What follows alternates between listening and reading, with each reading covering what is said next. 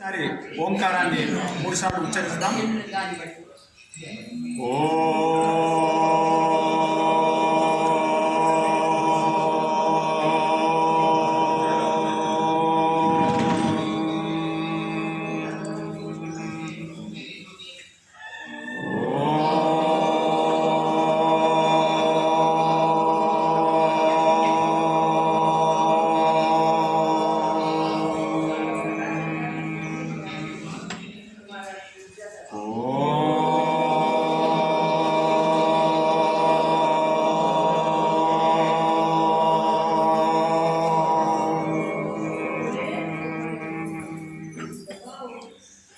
गुरु ब्रह्मा गुरु विष्णु गुरुदेवो महेश्वरः गुरु साक्षात् परब्रह्म तस्मै श्री गुरवे नमः. आपदाहपहर्तारं दातारं सर्वसम्पदां लोकाभिरामं श्रीरामं भूयो भूयो नमाम्यहम्. मनोजवं मारुततुल्यवेगं जितेन्द्रियं बुद्धिमतां वरिष्ठं वातात्मजं वानरयूथमुख्यं श्रीरामदूतं शिरसा नमामि. नीलातुङ्गस्तनगिरितटी सुप्त उद्बोध्य कृष्णं पारार्थं श्रुतिसदसरसिद्ध अध्यापयन्ति. सोशिष्टायां सजनिगलितं या बलत्कृत्य भुङ्क्ते गोदा तस्यै नम इदमिदं भूय एवास्तु भूयः. हरि ओं. భగవద్బంధువులారా, గోదాదేవి భక్తులారా, అందరికీ హృదయపూర్వక నమస్కారం. ఈరోజు మనము 24వ పాసనం అంటే నిన్న 23వ పాసనంలో ఏమైంది? స్వామివారిని నడుచుకుంటా వచ్చి సింహాసనం మీద కూర్చోమని చెప్పినారు. అంటే సృష్టికి ముందు ఆ తత్వం, భగవంతుని తత్వం సృష్టికి ముందు ఎట్లా ఉంటుందంటే శ్రీమన్నారాయణుడు ఒక్కడే, కానీ శ్రీలక్ష్మి నారాయణుడు కలిసి విడదీయ రాకుండా ఉంటాడు. సృష్టికి ముందు ఇద్దరు ఒక్కటే ఉంటారు, అందుకే ఒక్కడు. లీల వచ్చినప్పుడు ఇద్దరు భార్య భర్తలే కనబడతారు, అది లీల. కానీ సృష్టికి ముందు ఒక్కరే, అది మనం గుర్తుపెట్టుకోవాలి. అది ఇప్పుడు నిన్న గోదాదేవి గోపికలు స్వామివారిని వచ్చి సింహాసనం మీద కూర్చోమని చెప్పినారు. ఇప్పుడు ఆ స్వామి నీలాదేవితో సహా శ్రీకృష్ణుడు నీలాదేవి వచ్చి సింహాసనం మీద కూర్చున్నాడు. అది చూసి ఇప్పుడు ఈ యొక్క పాత్రం మనకు అందించింది. అంటే నిన్న జ్ఞానదశ అంట, మనకు కొన్ని చెబుతుంది జ్ఞానదశ, పెద్దలు రాస్తారు. జ్ఞానదశ అంటే ఏంటిదంటే నిన్న 23వ పాసనంలో మన యొక్క ఆత్మ తెలుస్తున్నాం, ఆత్మ ఏంటిది అని తెలవడం జ్ఞానదశలో. తర్వాత పరమాత్మ తత్వం గురించి తెలవడం, పరమాత్మ తత్వము మన ఆత్మతత్వం తెలుసుకోవడము ఒకటి. భగవంతుడే రక్షించువాడు, నేను రక్షింపబడేవాడిని అని తెలుసుకున్నారు. ఇది జ్ఞానదశ. కొంచెము కాయ నుంచి పండు కావాల. ఈ జ్ఞానదశ నుంచి కొంచెం ముదిరితే ప్రేమ దశ వస్తుంది. ఆ ప్రేమ దశలో ఉన్నప్పుడు ఏం చేస్తారో ఈ పాసనంలో తెలియజేస్తుంది అనమాట. పరమాత్మకు మనకు పరమాత్మ అంటే ఆత్మ పరమాత్మకు అవినాభావ సంబంధం ఉన్నది. ఆ అవినాభావ సంబంధాన్ని 2 మార్గాలు చెప్తున్నారు అనమాట. ఒకటేమో జ్ఞానదశ, ఒకటేమో ప్రేమ దశ. జ్ఞానదశలు ఏంటిది అనుకుంటాడు జ్ఞాని, భగవంతుడు రక్షించేవాడు, నేను రక్షింపబడేవాడు. ప్రేమ దశల ఇంకొక మాదిరి ఉంటుంది. అంటే నేనే భగవంతుని రక్షిస్తా, నేనే భగవంతుని రక్షిస్తా అనుకుంటారు ప్రేమ దశల. ఇది మర్చిపోతారు, ఎవరు భగవంతుడే నన్ను రక్షించేవాడిని మర్చిపోయి ప్రేమ అంటే భక్తి పారవశ్యంలో భగవంతుని నేను రక్షించాలి అనే దశకు ఏరిపోతాను అనమాట. ఇది గోదాదేవి ఆ దశలో ఉన్నారు, ఇప్పుడు ప్రేమ దశలో ఉన్నారు గోపికలందరూ. అప్పుడు ఇది ఇప్పుడు ఈ యొక్క పాత్రాన్ని మనం అనుసంధానం చేసుకుందాం. அன்றி உலகம் அலந்தாய் ஆடி போற்றி சென்றங்கு தென்னிலங்காய் செத்தாய் திரள் போற்றி போன்ற சகட்டம் முதத்தாய் புகழ் போற்றி கன்று குனிலா வெறிந்தாய் கடல் போற்றி குன்று குடியா வெறுத்தாய் குணம் போற்றி என்று பகை கெடுக்கும் நின் கையல் வேலு போற்றி என்றென்றும் சேவகமே ஏத்து பறைய கொள்வான் இன்றியாங் வந்தோம் இறங்கேலோர் ఎంబావై. అండ్రు అండ్రు అంటే ఆనాడు, ఏనాడు? ఒకప్పుడు అండ్రు అండ్రు ఇవిలగం అండ్రు ఇగులగం అంటే ఈ 3 లోకాలు కొలిసినాడు. కొలిసి ఆ పాదముకు ఎంత బాధపడ్డదో, ఆ పాదం భూమిని అంతా కొలిసినాడుగా, 3 లోకాలు కొలిసిన ఆ పాదం ఎంత బాగుపడ్డదో, అంటే ఆ పాదం ఎంత శ్రమ పడ్డదో దానికి మంగళమగు రాక అంటుంది.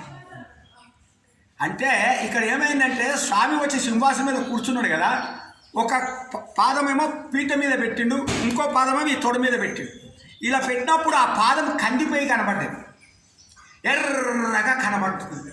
ఈ గోపికలు గోదాదేవి చూసింది, అది స్వామి యొక్క సహజమైనటువంటి పాదం. అది అంటే పద్మం లాంటి పాదం అంటే అందుకోసం పాదము పద్మం లాంటిది, అంటే అంత ఎర్రగా ఉంటుంది. వీళ్ళేమనుకుంటున్నారు, ప్రేమ దశలో కందిపోయిందేమో అనుకుంటారు. ఎందుకంటే ఎంతో శ్రమపడ్డాడు కదా, అది కందిపోయిపోయి అరేరే స్వామి పాదం కందిపోయింది, స్వామికి మంగళమగు కాక, స్వామికి శుభం కలుగు కాక అని మంగళం చేస్తున్నారు అనమాట. అది ఈ యొక్క పాసుడు. ఎప్పుడైతే దానికి ఎప్పుడెప్పుడు భాగవతములు ఉన్నారన్నమాట. 6 మంగళాలు చేసిండు. ఒకటేమో వామన అవతారం. వామన అవతారంలో బలి చక్రవర్తి ఇంద్రుడి దగ్గర నుంచి రాజ్యాన్ని తీసుకున్నాడు.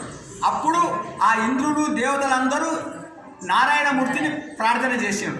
అప్పుడు ప్రార్థన చేస్తే శ్రీమన్నారాయణుడు సాక్షాత్ వామన అవతారంగా వచ్చి బలి చక్రవర్తి దగ్గర దానమడిగి 3 అడుగులు తీసుకొని 2 లోకాలు, మీది లోకము కింది లోకము 2 పాదాలతో కొలిచి ఇంకో పాదంతో బలి చక్రవర్తిని పాతాళానికి అడగదొక్కి ఆ రాజ్యాన్ని దేవతలకు ఇప్పించి ఆ యొక్క బలి చక్రవర్తిని పాతాళానికి పంపించింది. ఆ పాదం ఎంత కష్టపడ్డదు, ఆ పాదం అందుకోసమే కందిపోయిందేమో అని ఆ పాదానికి మంగళం అవుగాక. ఇప్పుడు చూడు, ఆనాడు దేవతలకు రాజ్యం వచ్చిన తర్వాత శ్రీకృష్ణుడికి అంటే నారాయణుడికి ఏమైంది, ఆయన ఎంత కష్టపడ్డాడు అని వాళ్ళు ఏం ఆలోచించలేదు, వెళ్ళిపోయాడు. వాళ్ళ రాజ్యం తీసుకొని సంతోషంగా వెళ్ళిపోయాడు. అది ఈరోజు గోదాదేవి ఆ పాదానికి ఎంత కష్టమైందో అనే ఆ బాధని ఈరోజు తీర్చిందంట గోదాదేవి. వాళ్ళు ఏమి ఆలోచించలేదు, ఎవరు దేవతలు మా పని అయిపోయింది, స్వార్థపరులు మా పని అయిపోయింది వెళ్ళిపోయింది. కానీ స్వామి ఎంత కష్టపడ్డాడు వాళ్ళు ఏం ఆలోచించలేదు. ఈరోజు గోదాదేవి ఆలోచించి మంగళం చేసింది. 2వ పాదం సెండ్రు ఎంగు తెన్నిలంగాయి సెత్తాయి తిరల్ పోత్రి, ఇది రామావతారం. సెండ్రు ఎంగు అంటే వామనావతారంలో అక్కడే నిల్చొని 3 లోకాలు కొలిసిన పాదము ఎంతో కందిపోయింది. ఇప్పుడు సెండ్రు ఎంగు అంటే సీతమ్మని రావణాసురుడు ఎత్తుకొని లంకలో పెట్టిండు, అక్కడికి వెళ్ళిండు. ఎవరు? శ్రీరామచంద్రుడు నడుచుకుంటే అక్కడికి వెళ్ళిండు. అంటే నడుచుకుంటూ వెళ్ళడం వల్ల ఎంత పాదం కందిపోయింది. వెళ్ళిపోయి అక్కడ అందమైనటువంటి ఆ లంకా నగరాన్ని, రావణాసురుని, ఆయన ఆస్తులని, ఆయన యొక్క సంతానాన్ని, ఆయన బంధువులను అంతా నిర్మూలన చేసినాడు. చేసి విభీషణుడికి పట్టాభిషేకం చేశాడు.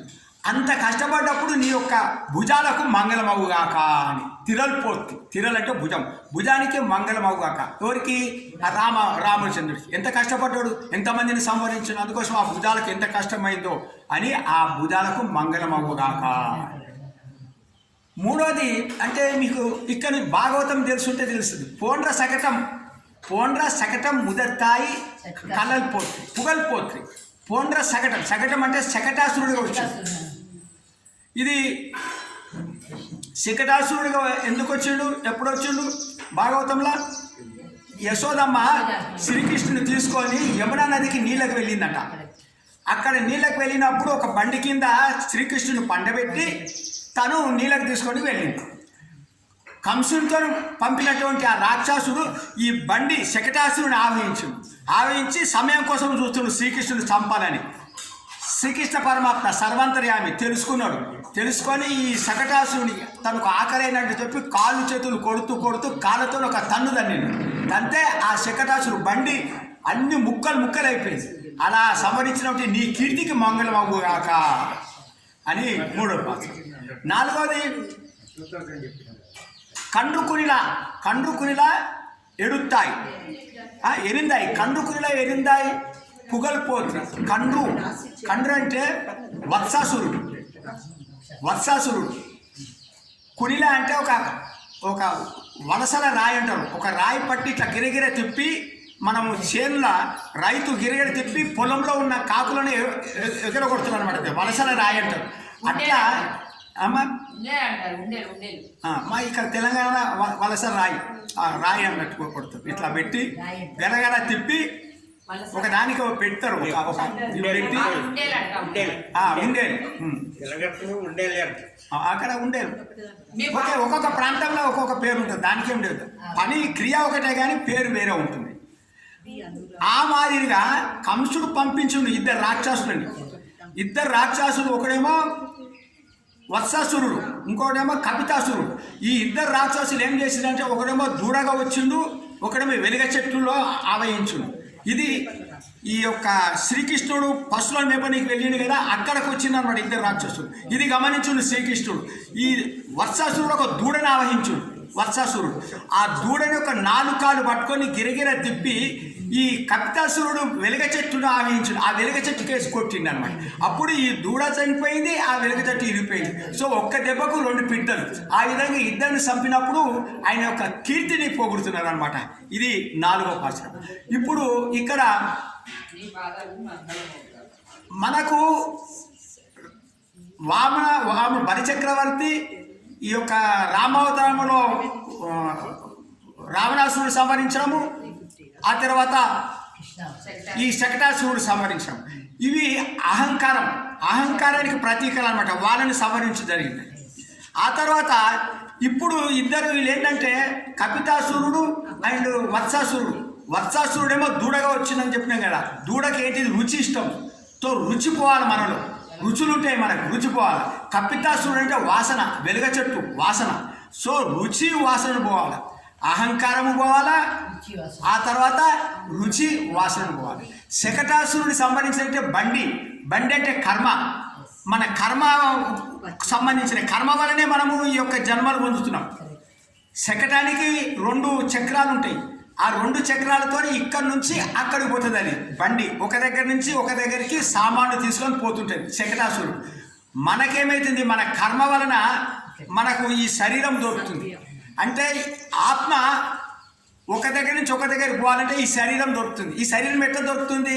కర్మ వల్ల దొరుకుతుంది. మనం ఏ కర్మ చేసినామో దాన్ని బట్టి మనకు ఒక శరీరం దొరుకుతుంది. అంటే ఆత్మకు ఈ శరీరం, ఇంకో శరీరం ఎందుకు దొరుకుతుంది? కర్మ వల్ల.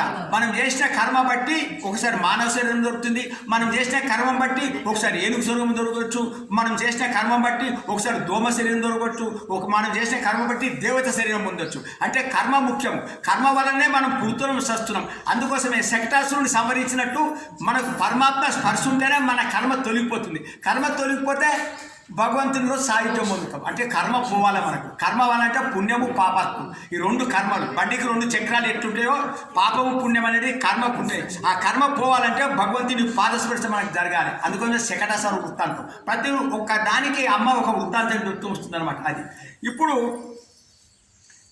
కుండ్రుకుడియా ఎడుతాయి గుణం పోత్రి. కుండ్ర అంటే గోవర్ధన పర్వతాన్ని ఎత్తి రక్షించుడు. ఎవరిని? ఆ పశువులని, గోపబాలుకుని, మొత్తం ఆ గోకులం అంతా వాళ్ళని రక్షించుడు. ఏంటి? గోవర్ధన పర్వతం. ఎందుకు చేసిన పని అమ్మా? ఇది ఒక వృత్తాంతం కదా. ఇది ఎందుకు జరిగిందంటే మనం తెలుసుకొని, ఏమైంది అంటే వర్షాలు పడాలంటే మనకు ఇంద్రుని యజ్ఞం చేసినాడు. ఓకే, అప్పుడు ఎవరు? నందగోపాలుడు, వాళ్ళకంటే ముందు వాళ్ళ వంశం వాళ్ళంతా ఇంద్రుని పూజిస్తూ వస్తున్నారు. ఎందుకంటే ఇంద్రుని వల్ల మనకు వర్షాలు వస్తున్నాయి. అయితే శ్రీకృష్ణుడు ఏం చేశాడంటే ఇంద్రుడికి కొంచెము అహంకారం వచ్చింది. ఇక్కడ ఎందుకు వచ్చిందంటే బాగా పట్టుకోవాలి. యజ్ఞం చేస్తే కదా మనం అవిస్సులు అందిస్తాం, తెలుసు కదా. అవిస్సులు అందిస్తే మనం ఏ దేవతకు అందిస్తామో ఆ దేవత తీసుకొని పరమాత్మకు దగ్గర పోతుందంట. ఇప్పుడు మనము సుబ్రహ్మణ్య స్వామికి చేస్తున్నాం, హవిస్సు అందిస్తున్నాం. హవిస్సు సుబ్రహ్మణ్య స్వామి నుంచి మళ్ళీ ఎవరి దగ్గర పోతుంది? పరమాత్మకే పోతుంది. మళ్ళా మనకు ఈ యజ్ఞం చేయడం వల్ల మనకు వచ్చే ఫలితం కూడా పరమాత్మ ఏం చేస్తాడు? ఆ సుబ్రహ్మణ్య స్వామికి ఇస్తాడు. సుబ్రహ్మణ్య స్వామి దగ్గర మనకు ఫలితం వస్తుంది. అంటే మనం ఏ హవిస్సు చేసినా, మనము ఇప్పుడు శని చేసినాం అనుకో, ఆ దేవత తీసుకొని ఎవరికి ఇస్తాడు? ఆయన పరమాత్మకి ఇస్తాడు. ఆ పరమాత్మ ఏం చేస్తాడు? మనకు శనిదేవతను చేసినా కాబట్టి పరమాత్మ ఫలితం శనిదేవతకి ఇస్తాడు. శనిదేవత ద్వారా మనకు ఫలితం వస్తాయి. అయితే ఇంద్రుడు ఏమనుకున్నాడు? మనము ఇంద్రుడిని యజ్ఞం చేస్తే ఇంద్రుడే నేనే కర్తను, నేనే భోక్తను అనుకున్నాడు. పరమాత్మను మర్చిపోయాడు. అహంకారం వచ్చింది. ఓహో, ఈయనకు అహంకారం తగ్గించాలని తన నాన్నగారికి ఏం చెప్పాడంటే, నందునికి, ఇంద్రుడికి పూజ అక్కర్లేదు, మనకు వర్షాలు పడుతున్నాయంటే ఈ పర్వతం వల్ల వర్షం పడుతున్నాయి, గోవర్ధన పర్వతానికి పూజ చేయాలన్నారు. ఎప్పుడైతే గోవర్ధన పర్వతానికి పూజ చేసిండ్రు శ్రీకృష్ణుడి మాట మీద, ఇది ఇంద్రుడికి కోపం వచ్చి రాళ్ళ వర్షం కురిపించాడు. అప్పుడు అందరూ గోపికలు, ఈ గోప వాళ్ళందరూ వచ్చి కృష్ణుడు ప్రార్థన చేసినారు. అప్పుడు కృష్ణుడు గోవర్ధన పర్వతం ఎత్తినాడు. ఎత్తి 7 రోజులు ఆయన కోపం ఇంద్రుడికి 7 రోజులు కుంభవర్షం కాపాడాడు. తర్వాత తెలుసుకున్నాడు ఇంద్రుడు, కాళ్ళ మీద వచ్చి పడ్డాడు, క్షమించేసి. అప్పుడు అందుకోసమే నీవు ఇంత పని చేసినటువంటి నీ యొక్క వాత్సల్యానికి నీకు మంగళమవుగాక అని ఈ 5. ఇప్పుడు ఇంకొకటి, వెండ్రు పగై కెడుక్కొం నేను కెయ్యలు వేలిపోతుంది. వెండ్రు పగై అంటే శత్రువులని. ఈ గోవర్ధన పర్వతం అయిపోయిన తర్వాత ఒక బల్లెం చేత పట్టిండు. ఎవరు? స్వామి. బల్లెం చేత పడితే ఆ బల్లెని చూసి శత్రువులనే నిర్మూలంగా చేసినటువంటి ఆ బల్లానికి దోషం కలవకుండా బల్లానికి మంగళం కలుగా కానీ మంగళం చెప్పినట్ట. ఈ విధంగా 6 మంగళాలు చెప్పింది తల్లి. 6 మంగళాలు అంటే మనకు 6 రుచులు ఉంటాయంట. 6 రుచులు పోవాలి.